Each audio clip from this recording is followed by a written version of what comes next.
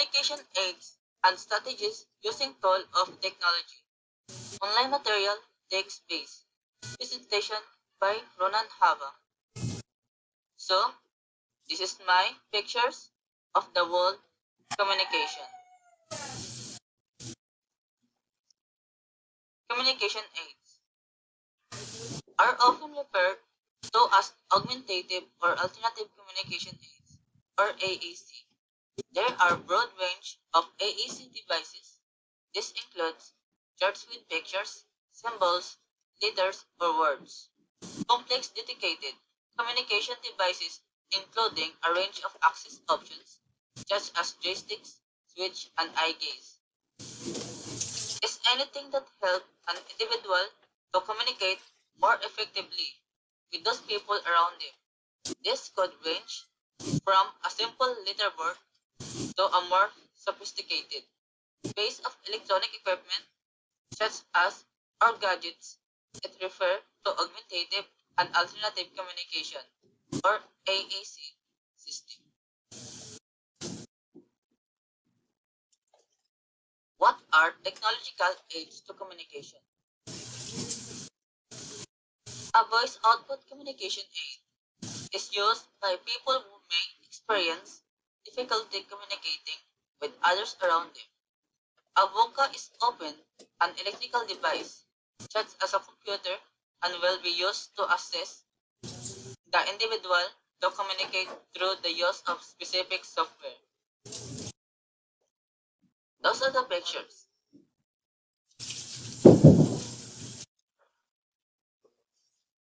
Type of AAC system. There are two types. First, unaided communication. Does not use additional equipment. Body language, gestures, vocalization, signing are typically used.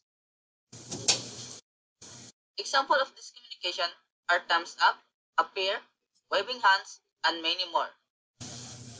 Second, aided communication. Uses equipment but ranges to low-tech and high-tech. Picture and symbol often used. This communication uses the low-tech and high-tech method. The low-tech method are laminated paper, book, handouts, and etc. While hiding. High-tech method is use of electronic equipment, such as our devices.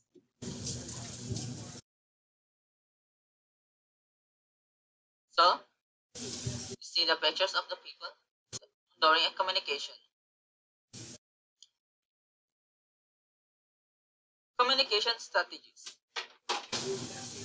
can be verbal, non-verbal, or visual. Integrating all the strategies together will allow you to see the most success. This allows a business to meet employee needs and increase workplace knowledge.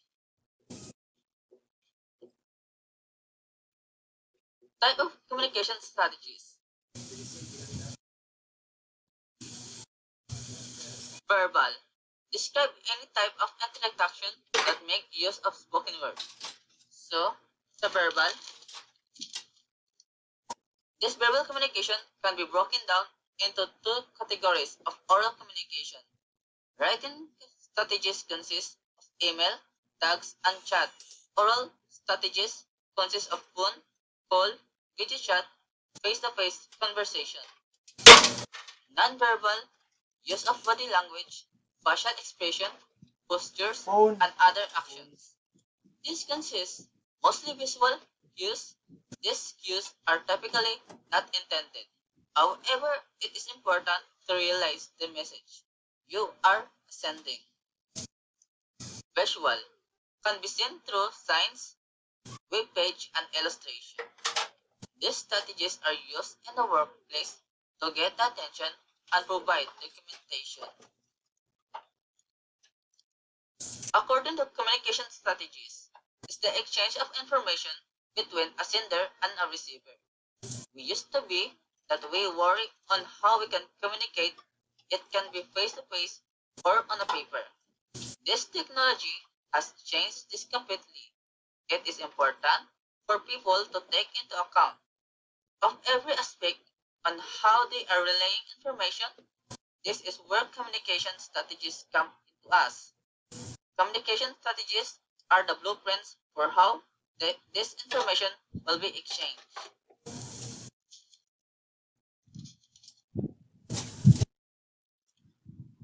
Using tool of technology, multimedia is content that uses a combination of different content forms such as text, audio, image, animation, video, and interactive content. Contrast with media that use only documentary computer display, such as text only or traditional form of print, print, or hand-produced material. These are the example of multimedia. Another example, flip chart, a large pad paper that weighs on is allowing the speaker to record text or drawing with markers during the speech. These are very useful to help evaluate their works on the field. With rural people, they do not require electricity and can be used for a drawing as well as writing text. Whiteboard and chalkboard.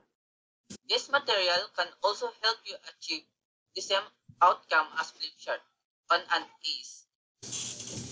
This most all associated with teaching research suggests that students learn better by having information presented through multiple modalities, especially through visual boards or perhaps the teaching tool. Handout. Sheet of paper containing relevant information that some speakers use in conjunction with other presentation media. Allow you to provide more detailed information that you would put a slide. They give you audience something to take away from your presentation. To review later, there are more way to your listener to be remind of you and your key message.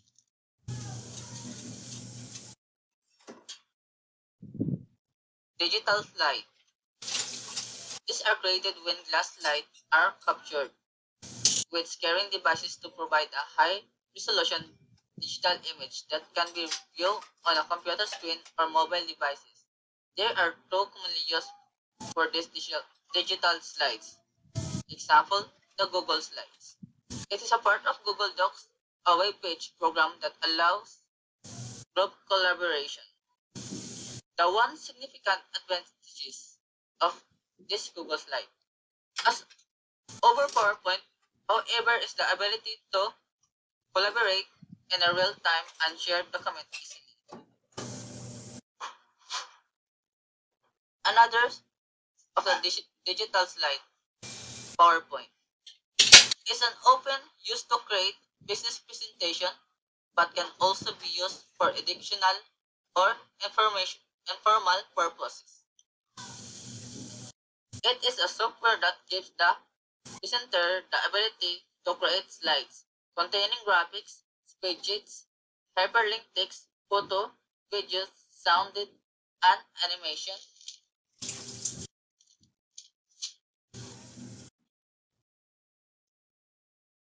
Guideline to make a good presentation. Photos and illustration. Adding photos, clip art, and illustration to your presentation can add meaning to it. You should use buttons that help and make your point or enhance what your text is saying. Selecting a font size, and color. Once you find the font you like, you must stick with it all the way through the presentation. Pick something that furthers the theme your presentation. In font color, use a light color font.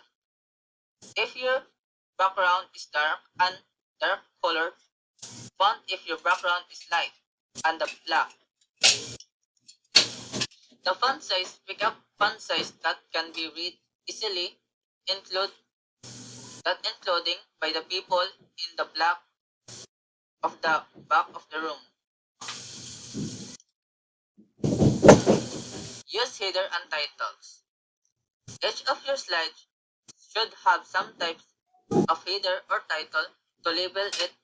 Doing this helps your audience identify the relevance of the information right away. Sound, video, and music. Video and object shift can bring life and even emotion to your presentation.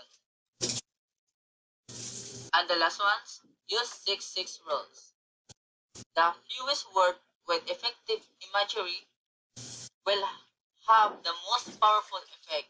Maximum 6 word per bullet, 6 bullet per slide, 6 text slide in a row in summary. This communication age and technology have a big impact and help to us despite of the cons of this technology, we can deny the fact that makes our life easier and efficient. And that's all my presentation. Thank you.